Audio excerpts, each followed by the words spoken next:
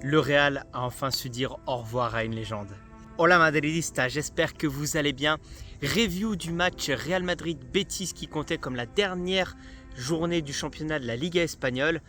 Un match évidemment sans enjeu où on a senti que c'était plus un match hommage plutôt qu'un match qui comptait pour des points. Première chose sur laquelle j'aimerais revenir bien évidemment, ce sont les hommages de Toni Kroos. Enfin le Real Madrid a fait ce qu'il fallait pour dire au revoir à une légende telle que Toni Kroos. On sait que le Real Madrid, ce n'était pas trop leur spécialité jusqu'à aujourd'hui, mais là, tout était parfait. Du tifo, qui était absolument magnifique, de la haie d'honneur des joueurs du Real Madrid et du Betis, l'ovation spectaculaire au changement de Toni Kroos par le public du Real Madrid, l'ovation aussi des joueurs lorsqu'il est sorti où tout le monde s'est mis autour de lui pour le féliciter, lorsqu'il a aussi donné le brassard de capitaine à Modric, ça c'était une image forte, et surtout voilà le petit détail d'Ancelotti qui a laissé Modric et Toni Kroos jouer ensemble quelques minutes avant que celui-ci ne sorte. Franchement, les adieux de Toni Kroos étaient vraiment magnifiques. Il a réussi à verser quelques larmes quand il a pris sa fille dans ses bras, son fils. Et ça fait quand même plaisir de voir le joueur allemand qui d'habitude ne laisse jamais ressortir ses émotions, le voir lâcher au bord du terrain avec ses enfants pour dire au revoir au public madrilène. Franchement, le Real Madrid 10 sur 10 concernant les adieux. Et aussi Ancelotti qui a eu le détail de mettre Kepa dans les buts à la place de Courtois pour qu'il puisse aussi avoir l'ovation du Santiago Bernabéu pour dire au revoir aussi au stade. Donc on comprend bien que Kepa va retourner à Chelsea, Toni Kroos prend sa retraite, Nacho aussi a une énorme ovation malgré le fait qu'on ne sait pas encore s'il va partir finalement en MLS ou s'il va rester encore une année au Real. Bernabéu a été en fête, ils ont pu dire au revoir correctement à une légende telle qu'a été Toni Kroos pendant ces 10 ans.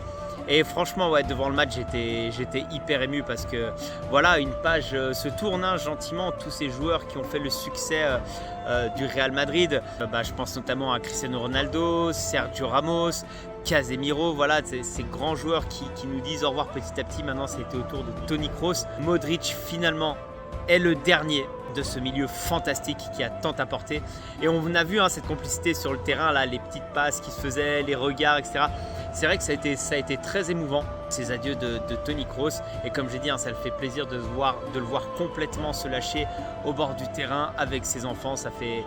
Ça fait chaud au cœur. Et là, quand on revoit tous ces 10 ans qui sont passés, toute la magie qu'il a apportée au milieu de terrain, cette précision, comme je l'appelle moi, le professeur, ça a été vraiment quelque chose de magique pendant 10 ans et il va énormément manquer.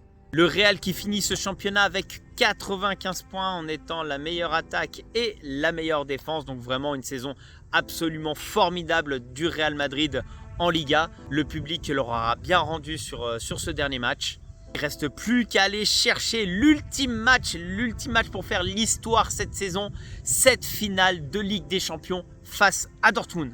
Le Real Madrid qui peut vraiment créer l'histoire en allant chercher cette 15e, la 6e de Kroos pour son départ, peut-être la 6e aussi du capitaine Nacho qui pourrait enfin soulever cette Ligue des Champions, lui qui est resté toute sa vie dans ce club. Ce serait un magnifique départ pour lui de soulever cette Ligue des Champions en tant que capitaine. Ça viendrait compléter cette saison absolument folle où personne ne donnait le Real gagnant en début de saison avec tout ce qui s'était passé. Mais voilà, c'est une finale, il faut respecter Dortmund, il faut aller la jouer.